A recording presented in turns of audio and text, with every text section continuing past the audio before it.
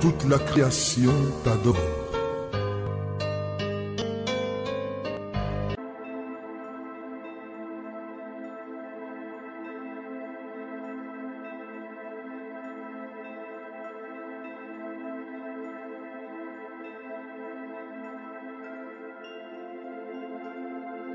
Il faut y avoir une réunion, vous devrez être à jeûne.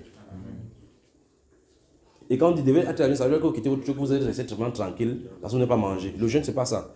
Tout jeûne qui n'est pas accompagné par la lecture de la Bible et la prière, c'est la grève de la faim. Tout jeûne, vous faites le jeûne, vous restez juste comme ça, vous ne lisez pas la Bible, vous ne priez pas, vous ne méditez pas la parole, vous allez faire la grève de la faim. Vous détruisez seulement la graisse. Le jeûne et la prière sont les portes d'accès pour les choses spirituelles véritablement. D'accord? Donc on apprend ceci aussi. C'est pour ça qu'elle parle de la discipline dans cet endroit-ci. Parce que quand vous allez enseigner le peuple et que vous sortez du jeûne et dans la prière, comme je l'ai dit tout à l'heure, il sort, il va avec quelqu'un, il dit que enseigne tes enfants. Vous voyez qu'il est sous la couverture du Seigneur.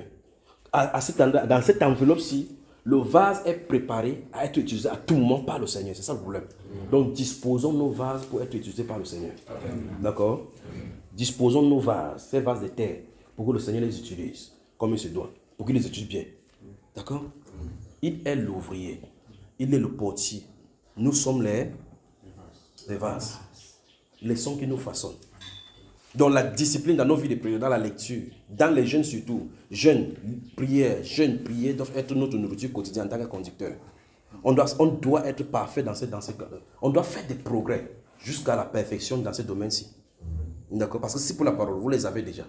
La parole est là. Maintenant, il faut que ça soit manifesté. Le but maintenant, c'est la manifestation de ces paroles. Si on ne passe pas à cette étape-ci, vous allez voir que vous allez tourner en rond par les discussions. Vous allez verser dans ce qui diminue l'onction, les discussions de mots. Quand on passe dans les discussions de mots, ou diminuer les petites vases, les petites huiles qui étaient là-bas, ça se sèche. C'est pour ça que mon grand frère disait à Paul, à Pierre, à Timothée, que garde le bon dépôt. En évitant ceci, les discussions de mots et autres là-bas, la colère. Si vous faites comme ça, ça diminue l'onction. Mais au contraire, plus vous gardez votre calme en sanctifiant Christ le Seigneur dans vos cœurs, dans la méditation, dans les jeûnes, plus l'onction augmente. Ça augmente, ça coule, ça y est au courant. C'est quand vous êtes face à une adversité, vous voyez que quelque chose se passe. L'homme spirituel, l'homme intérieur se développe, se déploie lorsqu'on lui donne l'aptitude dans la parole et dans le jeûne d'être en contact avec le Saint-Esprit. L'homme intérieur dont l'apôtre Paul parle au chapitre 2 et 3 des Éphésiens, il se développe lorsqu'on lui donne l'attitude, l'accès, lorsqu'on lui ouvre l'accès à l'intérieur pour qu'il puisse se déployer, pour qu'il puisse être en contact de la parole par le jeûne et la prière. Plus il s'approche de Christ, plus les capacités de Christ s'imbibent sur lui par le Saint-Esprit. Et c'est comme ça qu'il se déploie. Et quand vous êtes dans la médecine, vous voyez maintenant que ce n'est pas la chair qui prend le dessus, c'est lui qui prend le dessus. Et vous vous dites que mais, quelque chose m'a fait, j'ai dit que c'est comme ça. C'est pas toi, c'est l'homme intérieur. La nourriture de l'homme intérieur, c'est le contact permanent avec le Saint-Esprit. Il est le véhicule du Saint-Esprit au travers de nous. Il est le véhicule du Saint-Esprit. Le Saint-Esprit n'habite pas dans ta chair, jamais. C'est dans l'homme intérieur, dans l'homme intérieur. Donnons donc le boulevard. Donnons donc le boulevard au Saint-Esprit. Notez donc Galates, donc chapitre 5, verset 16 à 22. Donnons donc le boulevard au Saint-Esprit de couler sur nous.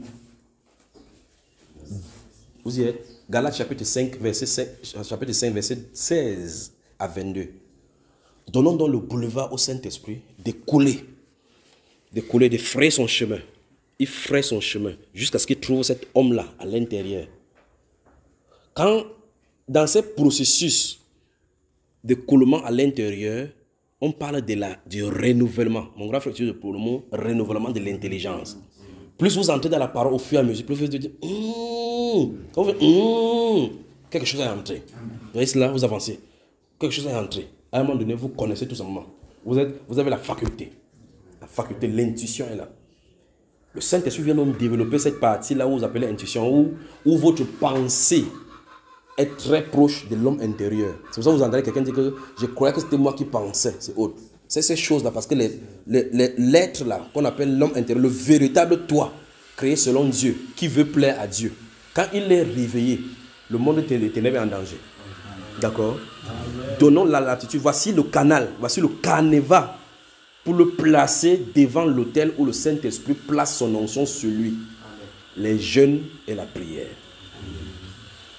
C'est comme ça. Plus vous jeûnez, plus vous priez, vous allez vous sentir fatigué, mais lui n'est pas fatigué. Le signe de l'extérieur que vous êtes fatigué, c'est le signe que lui s'est développé. Quand quelqu'un dit qu'on a assez mangé.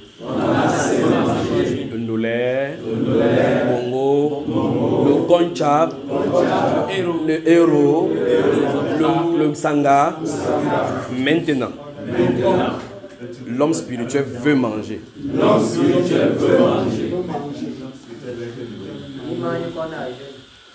Donc, quand vous privez de conchab, lui, il ne mange pas de conchab dans la Bible. Amen. Vous comprenez?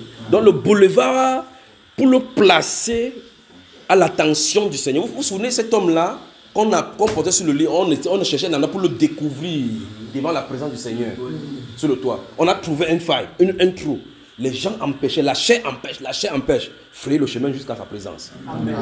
D'accord? Cette habitude de jeûne, de prier à répétition, ça doit devenir une nourriture quotidienne. Quand ça va devenir une nourriture quotidienne, vous allez vous rendre compte que entrer dans la présence du Seigneur devient un jeu. Entrer dans la présence du Seigneur devient un jeu. De telle sorte que vous n'avez pas besoin d'un endroit particulier pour entrer dans la présence du Seigneur. L'autel est ouvert et le lieu de convocation est sanctifié. Amen. Quand c'est sanctifié, vous dites devant une situation, juste là, vous ne parlez pas, c'est là, vous entendez la conversation, regardez. Vous voyez cela? J'ai temps de converser maintenant concernant un frère appelé Yannick. Cette fois-ci, celui-ci. Parce que j'ai posé une question concernant le frère Yannick et on a de converser par rapport à cela. Mais vous voyez, quelques secondes d'attention, ça c'est à l'intérieur, c'est des temps qu'on a conversé. J'ai parlé, il a parlé, j'ai parlé, il a parlé concernant le monsieur-ci. Maintenant, en physiquement, combien de temps je suis passé?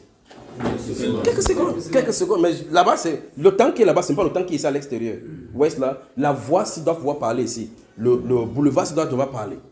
C'est ça qui dérange les prophètes dès qu'ils sont petits. C'est celui-ci, c'est ça. Dieu entre en contact avec toi parce qu'en réalité, écoutez bien, quand vous êtes petit et que vous êtes appelé au ministère des prophètes, plus que vous êtes petit et que votre chair n'est pas assujettie trop au péché, votre esprit est éveillé parce que le prophète est éveillé depuis. C'est ça qui fait qu'il commence à voir des choses que les autres ne voient pas. Mais quand il grandit à un moment donné, quand vous disparaissez dans le péché, le corps du péché s'est développé, lui, c'était un peu. Quand vous êtes maintenant en Christ, maintenant il revient.